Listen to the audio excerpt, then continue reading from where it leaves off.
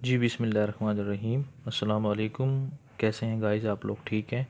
आज माशाल्लाह से जुम्मा है तो गर्मी भी ज़्यादा है। आज मई स्टार्ट हो गया तो इसलिए मैं आज लेक्चर जो है घर पर ही आप लोगों को दूंगा, बैठकर रिकॉर्ड करूंगा। तो उसे ज़रा गौर से देखिएगा। वेरी इंपॉर्टेंट लेक्चर है, मॉडर्न फिज़िक्स का लेक्चर नंबर 2। ओके। तो मैं आपको नोट्स भी प्रोवाइड कर चुका हूँ, तो उसी से रिलेटेड ही हम डिस्कस करने जा रहे हैं। तो हम थोड़ा सा हिस्ट्री और बैकग्राउंड देख लेते हैं हम लोग कि प्लांक्स क्वांटम थ्योरी जो हमारा आज का टॉपिक है, या जिसे आप प्लांक्स रेडिएशंस लॉ भी कहते हैं, इसकी ज़रूरत क्यों पड़ी। इससे पहले इसकी हिस्ट्री देख लेते हैं। एक्चुअली हिस्ट्री इसकी ये है बेटा कि हमारे पास जो है एक साइंटिस्ट था, जिसका नाम था रिले। साइंटिस्ट रिले था, रिले उसका नेम था। तो उसने ब्लैक बॉडी रेडिएशंस को डिस्कस किया था क्लासिकल फिजिक्स के अकॉर्डिंग। क्लासिकल फिजिक्स के अकॉर्डिंग उसने क्या डिस्कस किया था? उसने ये बताया था कि हमारे पास अगर ये ब्लैक बॉडी है तो उससे जो रेडिएशंस एमिट हो रही होती हैं, जब इसे हम हीट देते हैं, तो जब ये रेडिएशन, जब इसे हम हीट प्रोवाइड करते हैं, तो ये क्या होता है, ये रेडिएशंस को एमिट करती है। ये रेडिएशंस क्या हो रही हैं? एमिट हो रही हैं। तो ये जो रेडिएशंस एमिट हो रही होती हैं, ये हमारे पास उसने कहा था कि कंटिन्यूस फॉर्म में होती हैं। ये रिले ने कहा था। यानी क्लासिकल फिजिक्स के अकॉर्डिंग ये जो हमारे पास उसने बातें बताई थी, उसने कहा था कंटिन्यूस फॉर्म में होती हैं। अब कंटिन्यूस और डिसकंटिन्यूस के मैं कॉन्सेप्ट आपको बाद में बताऊंगा। तो हमारे पास फिर एक और साइंटिस्ट आया जिसका नाम था मैक्स प्लांक्स। उसने हमें जो क्या कहा था, मैक्स प्लांक्स ने 1901 में एक थ्योरी बताई दी थी, जो ब्लैक बॉडी के बारे में ही थी, जो ब्लैक बॉडी की रेडिएशंस के बारे में ही थी, कि ये जो रेडिएशंस निकल रही होती हैं प्लांक्स के अकॉर्डिंग, किसके अकॉर्डिंग? प्लांक्स के अकॉर्डिंग जो रेडिएशंस निकल रही होती हैं, वो क्या होती हैं? वो होती हैं डिसकंटिन्यूस फॉर्म में। डिसकंटिन्यूस फॉर्म का मतलब क्या है और कंटिन्यूस फॉर्म का मतलब क्या है, आगे हम इसको चल के देखते हैं। कि जो हमारे पास बेटा कंटिन्यूस फॉर्म होती है वो होती है हमारे पास, चलें पहले डिसकंटिन्यूस को बता देता हूँ। ये जो आपको 1 2 3 4 5 आपको नज़र आ रहा है, ये जो नंबर्स नज़र आ रहे हैं, ये आपको लगता तो ऐसे ही है कि ये क्या है, हमारे पास कंटिन्यूस है। बट बेटा गौर करके देखें कि 1 और 2 के दरमियान में क्या आ रहा है। 1.1 1.2 1.3 1.4 अप टू सोन क्या आता है, 1.9, फिर क्या आता है, तब 2 आता है ना। तो ये क्या हो गया? Continuous form. ये हमारे पास क्या है? Continuous form. अच्छा, इस डिसकंटिन्यूस फॉर्म को आप लोग क्या कहेंगे? डिस्क्रीट कहेंगे। ये बात याद रखिएगा।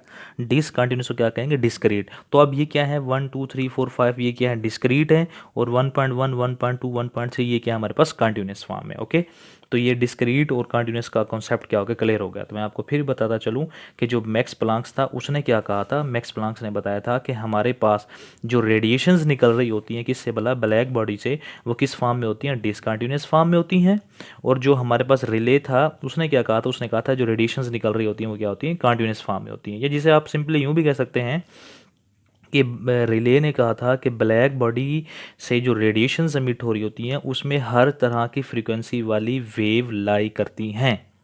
लेकिन जो हमारे पास मैक्स प्लांक्स ने 1901 में बात बताई थी, उसने कहा था कि इसमें हर फ्रीक्वेंसी वाली वेव लाई नहीं करती। तो ये मैंने आपको सिंपल तरीके से, देसी तरीके से जो है दोनों का डिफरेंस बता दिया।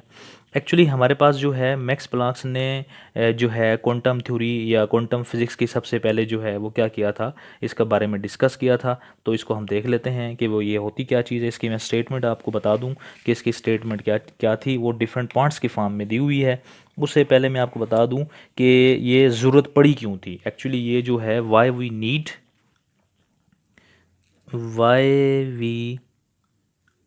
नीड क्वांटम थ्योरी, जिसे क्यू थ्योरी भी कहते हैं, इसकी हमें ज़रूरत क्यों पड़ी थी। एक्चुअली मैंने आपको नोट्स में बात बताई हुई है ये वाली, कि हमें ज़रूरत इसकी क्यों पड़ी थी। एक्चुअली अगर आप गौर करके देखें तो हम यहाँ पर हमें बात बताई हुई है, why we need Planck's quantum theory, because before Planck's quantum theory known as the wave theory. जो प्लांक्स क्वांटम से थ्योरी से पहले जो थ्योरी थी उसे क्या कहते हैं? Wave theory. In which we can easily explain the wave property. Wave की प्रॉपर्टी कौन सी होती है बेटा? इंटरफेरेंस और diffraction, interference plus diffraction. This theory before quantum known as the classical theory, इसे क्लासिकल थ्योरी भी कहते थे। अब ये जो इंटरफेरेंस और डायफ्रैक्शन है, ये आपने 9th-10th में इंटर के अंदर बातें पढ़ी हुई। इंटरफेरेंस क्या होता है कि जब दो वेव्स आपस में टकराती हैं, सॉरी दो वेव्स आपस में मिलती हैं, तो मिलने के बाद जो रिजल्टेंट वेव बनती है उसे इंटरफेरेंस कहते हैं। डायफ्रैक्शन मतलब क्या होता है? टकरा कर पलट जाना। ठीक है, टकरा कर पलट आना, तो ये डायफ्रैक्शन है। ठीक है। अच्छा, but classical theory can not give answer of the different question. जो पिछले टॉपिक में मैं आपको बता चुका हूँ, फर्स्ट लेक्चर में मैं आपको ये बात बता चुका हूँ कि जो है हमारे पास, जिसमें हमारे पास जो था फोटोइलेक्ट्रिक इफेक्ट था, या उसके अलावा पेयर प्रोडक्शन था, या उसके अलावा हमारे पास जो स्पेक्ट्रम, लाइन स्पेक्ट्रम था, ये जो डिफरेंट तरह के क्वेश्चंस थे, इसके बारे में जो है वो हमें क्लासिकल थ्योरी डिस्कस नहीं कर पाई थी। फिर किसने बताया हमें? क्वांटम थ्योरी ने। जो किसने प्रपोज की थी बेटा? प्लांक्स ने प्रपोज की थी। ठीक है, कब प्रपोज की थी? इन 1901 में। ई जनरेट अ थ्योरी, उसने एक थ्योरी जनरेट की थी। अच्छा जी, as Planck's are simply Planck's quantum theory. He was a German physicist. वो क्या था? जर्मन थ्योरेटिकल फिजिस्ट था, यानी जर्मनी करने वाला क्या था? एक फिजिस्ट था। ओके, तो अब हम डिस्कस करने जा रहे हैं कि उसके मेन फीचर्स थे क्या। प्लांक्स के जो थे वो मेन फीचर्स थे क्या। तो प्लांक्स के जो main features of the Planck's quantum theory थे वो क्या थे? रेडिएशंस एमिटेड, या radiation, radiant energy emitted or absorbed not in continuous manners but in a discontinuous manner, जिसे आप कहते थे डिस्क्रीट मैनर। तो मैंने आपको पहले ही बात बता चुका हूँ कि रेडिएशन जो निकल रही होती हैं वो किस में होती हैं? डिसकंटिन्यूस फॉर्म में होती हैं। इसमें इंपॉर्टेंट पॉइंट जो है वो ये याद करने वाला, मैंने यहाँ पर मेंशन भी किया, वो इंपॉर्टेंट पॉइंट क्या है कि light is not a continuous form but in a quantum form. ये एक्चुअली क्वांटम फॉर्म क्या है? इस क्वांटम फॉर्म को मैं आपको यूँ समझाऊंगा कि सपोज दैट कि हमारे पास क्वांटम फॉर्म से मीन्स क्या है? क्वांटम फॉर्म से मीन्स ये है कि हमारे पास जो है एक, सपोज दैट ये हमारे पास कोई भी यूँ समझ लें कि ब्लॉक है। इस ब्लॉक के हमने छोटे छोटे पार्ट्स कर लेने हैं, यानी कि छोटे छोटे पार्ट्स में कन्वर्ट कर देना है इसको। ये छोटे छोटे पार्ट्स में कन्वर्ट कर दिए। तो ये जो छोटे छोटे पार्ट्स में इसको कन्वर्ट किया है हमने, इस छोटे छोटे पार्ट्स में कन्वर्ट का मतलब ये है कि ये अब पहले तो इकट्ठा था, कंटिन्यूस था, अब ये क्या है? डिसकंटिन्यूस नहीं हो गया। ज़रा गौर कर देखें, डिसकंटिन्यूस फॉर्म में हो गया। डिसकंटिन्यूस फॉर्म मतलब ये है कि ये एक पार्टिकल, ये दूसरा, ये तीसरा, ये चौथा, ये पांचवा, ये छठा, ये सातवां, तो ये स्मॉलेस्ट पार्टिकल्स में कन्वर्ट हो गया। तो अब हमारे पास जो ब्लैक बॉडी, सपोज दैट अगर हमारे पास ये कोई ब्लैक बॉडी है, ब्लैक बॉडी, इससे जो रेडिएशंस एमिट हो रही हैं, उनकी जो एनर्जी होती है बेटा, जो रेडिएशंस हैं उनकी जो हमारे पास एनर्जी है, वो एनर्जी क्या है? वो एक्चुअली एनर्जी हमारे पास किस फॉर्म में है? स्मॉल बंडल्स की फॉर्म में। स्मॉल बंडल्स, स्मॉल बंडल्स या स्मॉल पैकेट्स भी कह सकते हैं जिसे हम, पैकेट्स। ये जैसे वो चीनी के क्रिस्टल नहीं होते, छोटे छोटे दाने होते हैं, यूँ समझ लें कि उस फॉर्म में है हमारे पास जो रेडिएशंस आ रही है, वो क्या है? उस फॉर्म में है। किससे? ब्लैक बॉडी से जो रेडिएशंस एमिट हो रही हैं। ये किसने बताया था? सारा प्लांक्स ने बताया था। मैं आपको इसके जनरल एग्जांपल, एक और भी एग्जांपल देता हूँ कि सपोज दैट कि हमारे पास जो है एक स्टूडेंट है ए है, दूसरा स्टूडेंट क्या है? बी है। ये स्टूडेंट ए और बी दो आपस में शरारतें कर रहे हैं। सपोज दैट ये जो है पानी जो है, इस पे जो है वाटर जो है, जो स्ट्रीम लाइंस हैं जो कंटिन्यूस फॉर्म में है, वो इसके ऊपर क्या करता है? ड्रॉप करता है। तो ये हमारे पास क्या है? कंटिन्यूस फॉर्म की हो गया। ये वाटर की जो स्ट्रीम्स हैं, वाटर स्ट्रीम, वाटर स्ट्रीम समझते हैं ना? वाटर स्ट्रीम एक्चुअली हमारे पास क्या होता है? जो पानी के पाइप के ज़रिए, पानी के पाइप के ज़रिए जो पानी हम ऐसे स्ट्रीम लाइंस के थ्रू पानी फेंक रहे होते हैं पौधों वगैरह को, तो वो हमारे पास क्या है? कंटिन्यूस फॉर्म में। लेकिन जो स्टूडेंट बी है वो क्या करता है? स्टोन्स को क्या करता है? स्टोन्स को फेंकता है। इसके ऊपर, इसके ऊपर छोटे छोटे स्टोन्स को। तो ये जो स्टोन्स को उसने फेंका है, अब ये तो कंटिन्यूस फॉर्म में नहीं है, ये डिसकंटिन्यूस फॉर्म में है ना। ये स्ट्रीम लाइंस जो हैं ये कंटिन्यूस फॉर्म में है ये। तो ये कंटिन्यूस और डिसकंटिन्यूस, तो ये किसने बताई थी बातें? ये हमें बताई थी रेले ने। बट ये बातें जो हमें बताई थी, किसने बताई थी? यानी कि जो हमारे पास एनर्जी है, या हमारे पास जो रेडिएशंस, वेव जो रेडिएशन अमिट कर रही हैं, ब्लैक बॉडी रेडिएशन जो अमिट कर रही है, वो एक्चुअली हमारे पास क्या है? वो क्वांटम फॉर्म में है, यानी क्वांटा की फॉर्म में है। Quanta energy small packets, small bundle की फॉर्म में है। तो ये हमारे पास जो था बेटा, इसमें अगर आप गौर करके देखें तो हमारे पास जो एक और डेफिनेशन दी हुई है इसकी, मैंने वो दोनों डेफिनेशन बता दी हैं। Atoms of a black body emits or absorb radiations in the form of packets of energy. Energy क्या होते हैं? पैकेट्स होते हैं। कार्ड द क्वांटा, उसे क्या कहते हैं हम? क्वांटा कहते हैं। यानी जो रेडिएशंस एमिट हो रही होती हैं वो स्मॉल एनर्जी पैकेट्स होते हैं। उन स्मॉल एनर्जी पैकेट्स को क्या कहते हैं आप लोग? क्वांटा कहते हैं। अब ये क्वांटम और क्वांटा क्या चीज़ है बेटा? क्वांटम होगा सिंगुलर के लिए और क्वांटा होगा प्लूरल के लिए। सिंगुलर और प्लूरल का डिफरेंस ही है। या जिसे आप जो रेडिएशंस एमिट हो रही होती हैं उसे आप फोटॉन्स भी कहते हैं, ठीक है ना? जिसे मैंने कहा था small packet, small energy packet, तो इन सब का मतलब एक ही है। तो क्वांटम वर्ड आ जाए तो it means to say that is for a one particle, यानी कि वन एनर्जी पैकेट का नाम कह रहा है। अगर वो कहते हैं quanta, it means to say that plural है, यानी बहुत से ज़्यादा हैं। अगर किसी एक को डिस्कस करेंगे, एक पार्टिकल्स को, तो दैट बिकम अ क्वांटम। अगर हम डिस्कस करेंगे इन सारे पार्टिकल्स को डिस्कस करेंगे, दैट बिकम अ क्वांटा। इसे हम कहेंगे क्वांटा कहेंगे। तो ये हमारे पास क्या थी? पहली स्टेटमेंट थी, या पहला जो क्या था फीचर्स था। और दूसरा फीचर्स हमारे पास क्या है? दूसरा फीचर्स ये है, मैथमेटिकली फॉर्म से याद रखना, energy is directly proportional to nu. ये न्यू है जिसे आप फ्रीक्वेंसी भी कहते होते हैं।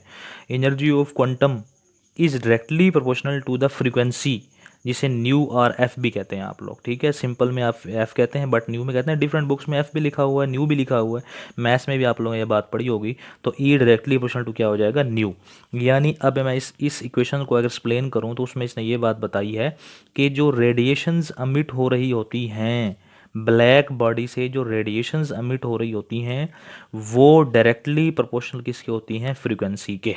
जितनी ज़्यादा उन रेडिएशंस की फ्रीक्वेंसी होगी उतनी ही ज़्यादा क्या होगी? उनकी एनर्जी होगी। अब proportionality, we want to skip this proportionality sign, so we replace that proportionality by equal to and constant. ये जो एच है बेटा, ये कांस्टेंट, और एच जो कांस्टेंट है that is known as the Planck's constant. उसे हम क्या कहते हैं? प्लॉन्क्स कांस्टेंट कहते हैं।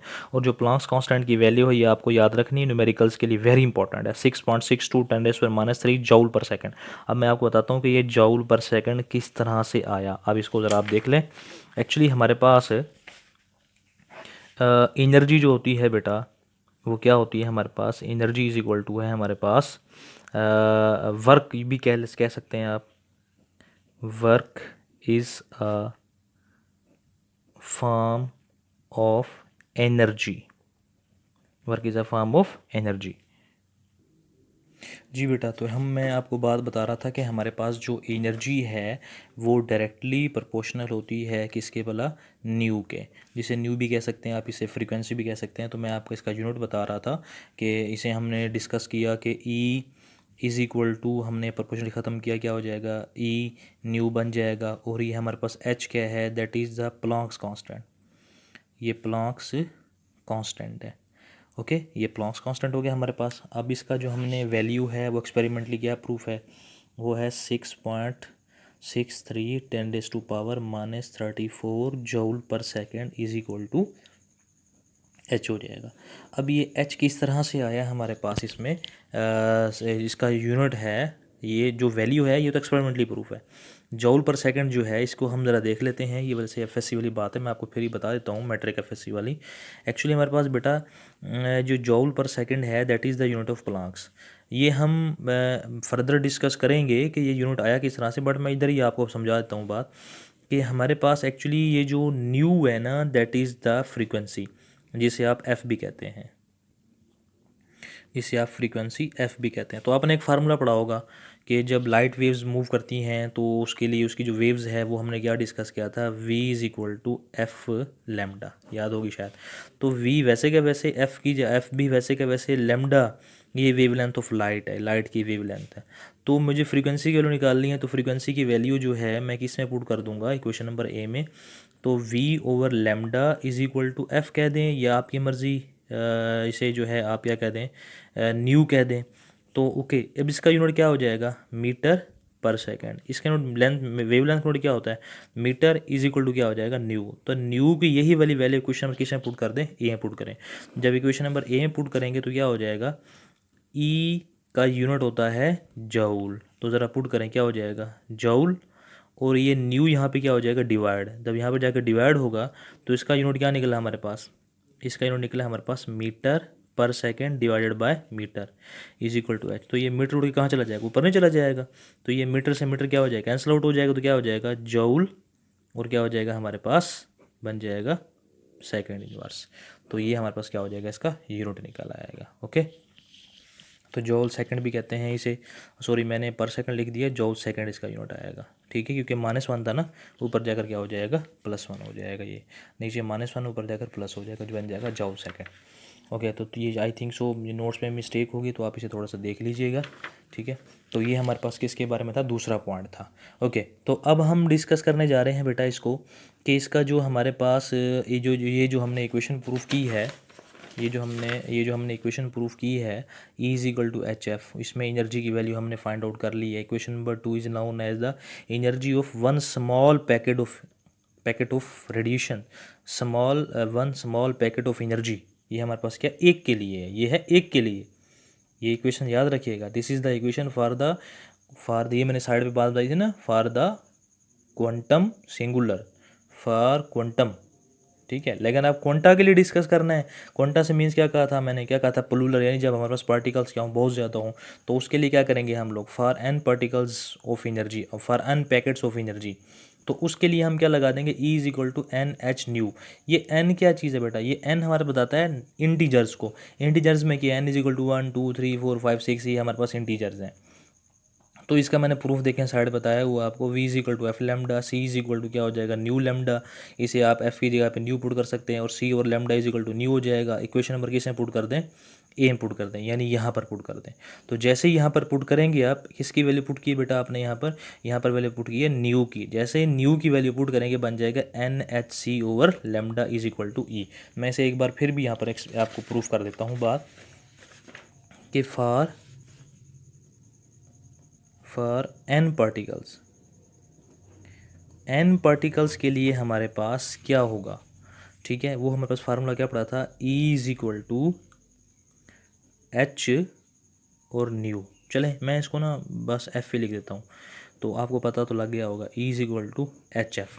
आपने फार्मूला पढ़ा था V is equal to F lambda, तो F की वैल्यू निकालनी है और इसमें इसकी जगह पुट कर देंगे, तो क्या हो जाएगा, V ओवर क्या हो जाएगा हमारे पास, लेमडा इज इक्वल टू क्या हो जाएगा, F। तो अब यहाँ पर ज़रा पुट करें, इस इक्वेशन में पुट करके क्या बन जाएगा, E is equal to H V over lambda. अब n पार्टिकल्स के लिए तो किससे मल्टीप्लाई कर देंगे, मल्टीप्लाई बाय क्या कर देंगे, n कर देंगे। ये n हमारे पास क्या है, दैट इज़ 1 2 3, कुछ भी हो सकता है ये हमारे पास। v से क्या होगा, इसे आप c भी लिखते हैं, वैसे लिखते हैं हम स्पीड ऑफ लाइट को c है, ठीक है ना। तो रियल में हमारे पास आपने इसको लिखना यूँ है, NHC ओवर लेमडा, ठीक है। ये v स्पीड ऑफ लाइट है, ये c क्यों पुट किया है भाई, ये हमारे पास है यूनिवर्सल कांस्टेंट। किसके लिए बेटा, यूनिवर्सल कांस्टेंट, ये है लाइट के लिए, तो इसलिए हम इसे क्या पुट करेंगे, c पुट करेंगे। तो जो हमारे पास इक्वेशन बनेगी अब बन जाएगी ये वाली, n से क्या होगा, नंबर्स होंगे हमारे पास, ठीक है, क्या भला, एक होता है क्वांटा, एक होता है क्वांटम। तो क्वांटा यानी कि NHC, एच से वेलोसिटी कांस्टेंट, सी से स्पीड ऑफ लाइट, और लेमडा से क्या होगी, वेवलेंथ। तो एक्चुअली ये जो इक्वेशन है ना बेटा, जो प्लांक्स ने था ना, असल में जो मैं आपको लास्ट में बताऊंगा भी सही, कि ये प्लांक्स ने, हम तो कह रहे हैं radiations means to say that waves कह रहे हैं हम, ये जो मैंने आपको बात बताई है रेडिएशंस वेव्स हैं, ये स्टोन्स हैं, तो ये तो हो गई ना वेव, और ये हो गए पार्टिकल्स। तो एक्चुअली वेव और पार्टिकल्स का रिलेशन डिस्कस किया था, वेव और पार्टिकल का को उसने डिस्कस किया था, किसने बोला, प्लांक्स ने। जो इसमें इंपॉर्टेंट बात आपको बताने जा रहा हूँ मैं, जो इंपॉर्टेंट बात आपको समझाने जा रहा हूँ, वो लास्ट में, इस टॉपिक के लास्ट में बताऊँगा कि प्लांक्स ने हमें क्या बताई थी बात, ठीक है ना। ये तो 3 पॉइंट्स, ये 2 पॉइंट्स जो मैंने आपको डिस्कस कर लिए हैं, ये जो 2 पॉइंट्स मैंने आपको डिस्कस करके दिए हैं, पॉइंट नंबर 1 और ये पॉइंट नंबर 2 ये तो मैंने आपको बता दिए हैं, लेकिन अब इसके हम फिजिकल सिग्निफिकेंस भी देखेंगे, ठीक है। तो हमारे पास रिजल्ट क्या निकला इन दोनों के बाद, this shows that we will have energy in discrete form not in continuous form, यानी एनर्जी हमें क्या मिलती है, डिस्क्रीट फॉर्म में। बेटा देख लो ये डिस्क्रीट नहीं है, मैंने एग्जांपल देके बताई थी, 1 और 2 के दरमियान क्या पार्ट्स आते हैं, 1.1 1.2 1.3 1.4, तो ये हमारे पास, ये किसने बताया था, प्लांक्स ने बताया था। तो अब हम चलते हैं कि प्लांक्स ने ये जो काम किया था, एक्चुअली जो रिले ने कहा था कि कंटिन्यूस हैं, ठीक है, रेल ने कहा था कंटिन्यूस हैं, लेकिन जो प्लांक्स ने कहा था वो क्या, डिसकंटिन्यू हैं। तो इससे हमें ये पता लगा कि उसने कहा था जो रेडिएशंस निकलती हैं वो वेव की फॉर्म में होती हैं, लेकिन इसने जो कहा था जो हमारे पास जो निकलती हैं रेडिएशंस जो निकलती हैं वो पार्टिकल की फॉर्म में होती हैं। यानी हमारे पास जो लाइट एमिट हो रही है वो वेव नेचर भी है और किस में है, पार्टिकल नेचर भी है। लेकिन जो पार्टिकल नेचर है वो कहाँ डिस्कस की जाती है बेटा? वो पार्टिकल नेचर डिस्कस की जाती है क्वांटम फिजिक्स में, प्लांक्स ने डिस्कस की थी। ओके, तो अब हम डिस्कस करने जा रहे हैं फिजिकल सिग्निफिकेंस। तो फिजिकल सिग्निफिकेंस का मतलब क्या है कि क्वांटम थ्योरी जो बताई गई थी उसकी फिजिकल सिग्निफिकेंस क्या है, यानी उसकी इंपॉर्टेंस क्या है। It is not the problem of black body radiations that important, but the fact that its solution led Planck to discover the discrete nature of electromagnetic field। यानी कहने का मतलब क्या है, उसने कहा था ये जो रेडिएशंस अमिट हो रही हैं, ये जो रेडिएशंस अमिट हो रही हैं, ये ब्लैक बॉडी जो है हमारे पास, इससे जो रेडिएशंस अमिट हो रही हैं वो हमारे पास डिस्क्रीट फॉर्म में हैं और वो इलेक्ट्रोमैग्नेटिक हैं। इलेक्ट्रोमैग्नेटिक वेव्स हैं हमारे पास, इलेक्ट्रोमैग्नेटिक वेव्स हैं। तो ये बातें आपने याद रखनी है, ठीक है। उसने जो सिर्फ ब्लैक बॉडी को के सिर्फ ब्लैक बॉडी के रेडिएशंस को डिस्कस नहीं किया, बल्कि उसने क्या किया, इलेक्ट्रोमैग्नेटिक जो वेव्स हैं या इलेक्ट्रोमैग्नेटिक फील्ड से जो वेव्स निकल रही होती हैं उनकी जो नेचर होती है वो कौन सी होती है, हमारे पास डिस्क्रीट नेचर होती है। ये किसने बताया था? प्लांक्स ने। एक ये इसकी फिजिकल इंपॉर्टेंस है, और दूसरी इसकी क्या है, प्लांक्स कांस्टेंट, जो प्लांक्स कांस्टेंट एच है ना, इसकी वैल्यू है 6.63 10⁻⁻34 जूल सेकंड। ये जो मैंने आपको बात बताई है, ये बेटा जो बात बताई है एक्चुअली ये हमारे पास क्या है, दैट इज़ वेरी इंपॉर्टेंट। ये बहुत ज़्यादा इंपॉर्टेंट है। जैसे हमारे पास V is equal to C is equal to F lambda, F lambda, ये जो मैंने आपको इक्वेशन बताई थी जिसमें सी क्या है, कांस्टेंट, यूनिवर्सल कांस्टेंट है। जिस तरह इसकी इंपॉर्टेंस है ना, इसी तरह प्लांक्स की भी क्या है, इंपॉर्टेंस है। ओके, तो नोट्स में बेटा थोड़ी सी मिस्टेक हो गई है मुझसे, ये जॉल पर सेकंड नहीं है, जॉल सेकंड है। मैंने आपको पहले ही बता चुका हूँ कि मिस्टेक हो गई थी। Okay, sorry for that. Okay, तो अब इसी से बेटा रिलेटेड थोड़े से न्यूमेरिकल्स हैं, दो न्यूमेरिकल हैं, वो दो न्यूमेरिकल वेरी इंपॉर्टेंट है। वो इसलिए आपको बताया है ताकि आपको आपके लिए ना थोड़ी सी आसानी हो जाए कि आपको ये फार्मूला पता लग जाए कि इस फार्मूले आपने करना क्या है। तो पहले पहले है हमारे पास रिलेटेड क्वेश्चंस हैं, वो एमसीक्यूज में भी आ सकते हैं, न्यूमेरिकल्स दोनों फॉर्म में आ सकते हैं। Calculate the energy of a 2 mole photon. याद है मैंने क्या कहा था, फोटॉन वो एनर्जी पैकेट्स हैं जो डिस्क्रीट फॉर्म में होते हैं, ऑफ द रेडिएशंस, यानी हमने 2 मोल फोटॉन है, फोटॉन का मोल कितना है 2, radiations whose frequency is this, आपको फ्रीक्वेंसी बता दी है। तो छोटा सा फार्मूला तो है, एनर्जी आपने फाइंड आउट करनी है, कैलकुलेट द एनर्जी का है ना, उसने एनर्जी फाइंड आउट करनी है। म्यू की वैल्यू क्या, न्यू की वैल्यू क्या दी हुई है बेटा आपको, हर्ट्ज में दी हुई है, ये साइंटिस्ट का नेम था। एच क्या है, 6.63 10⁻³ ये भी यहाँ पर मिस्टेक आ गई। ओके, तो नंबर ऑफ मोल्स यानी एन की वैल्यू, ठीक है ना, नंबर ऑफ मोल्स एन की वैल्यू, और एन क्या है, नंबर ऑफ मोल्स, और नंबर 1 मोल में कितने एटम्स होते हैं आपने ये पढ़ी हुई है बात, ठीक है। एवोगाड्रो नंबर जिसे कहते थे, एवोगाड्रो नंबर 6.022 10⁻23, देखें ये दी हुई है बात। तो फार्मूला क्या पड़ा था, N H lambda, N H lambda. तो एन की जगह पर क्या पुट कर देंगे, 2n पुट कर देंगे। ये 2n कहाँ से आया, 2 मोल का है स्टेटमेंट में उसने। ओके, एच की जगह पर उसकी वैल्यू पुट कर दें, वी की जगह पर वैल्यू पुट कर दें उसकी, वी की जगह पे उसकी वैल्यू पुट कीजिए हमने, सॉरी सॉरी सॉरी सॉरी, ये वी नहीं, ये न्यू है, देखा ना, मिस्टेक हो जाती है ये ना।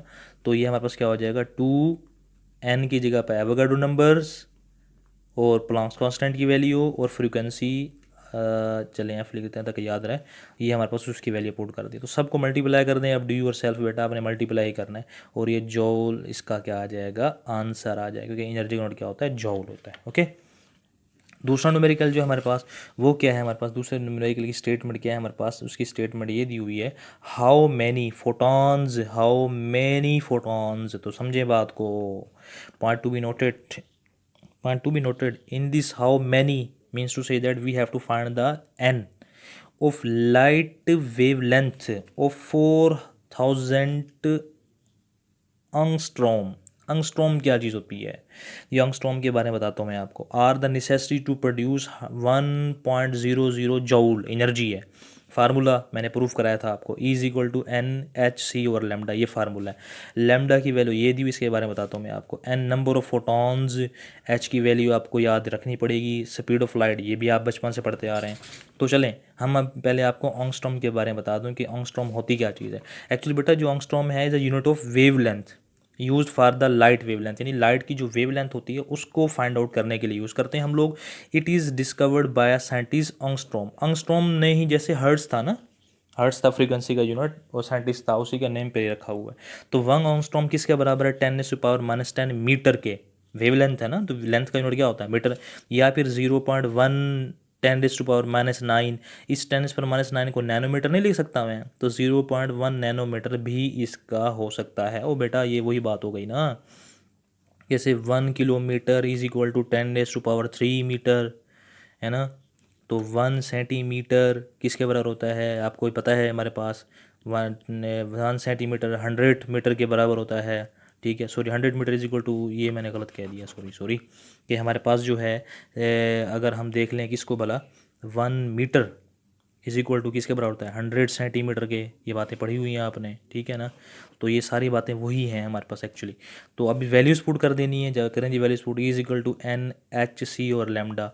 तो अब क्या करें, हमने क्या फाइंड करना है? एन फाइंड करना है, लेमडा वहाँ जाके मल्टीप्लाई कर दें, एच सी मल्टीप्लाई वहाँ जाके डिवाइड कर दें। ई की जगह पे 4000, और जाहिर सी बात है ऑंगस्ट्रॉम की वैल्यू कितनी होती है बेटा? 10⁻⁻10, या आपकी मर्ज़ी 0.1 नैनोमीटर या 0.1 10⁻³ लिख दें। और लेमडा जो है हमारे पास, यहाँ पर उसने हमें एक बात बताई है, ये हो गई किसकी वैल्यू? इसकी वैल्यू, एनर्जी बता दी, कितनी बताई है? 1 जॉल। तो इसकी वैल्यू पुट कर दी, एच की वैल्यू ये पुट कर दी, सी की वैल्यू ये पुट कर दी। अब सिंप्लीफाई किया तो 2.018 10⁻18 फोटॉन्स। तो इतने फोटॉन्स होते हैं, ठीक है, अगर वेवलेंथ कितनी हो हमारे पास? 4000 ऑंगस्ट्रॉम। ठीक है, ये आपने यहाँ तक करना है। ये आपका प्लांक्स वाला टॉपिक कंप्लीट हो गया। तो इसमें कोई प्रॉब्लम हो, कोई मसला हो तो आप मुझसे पूछ सकते हैं। Thank you. ओके, अल्लाह हाफिज़।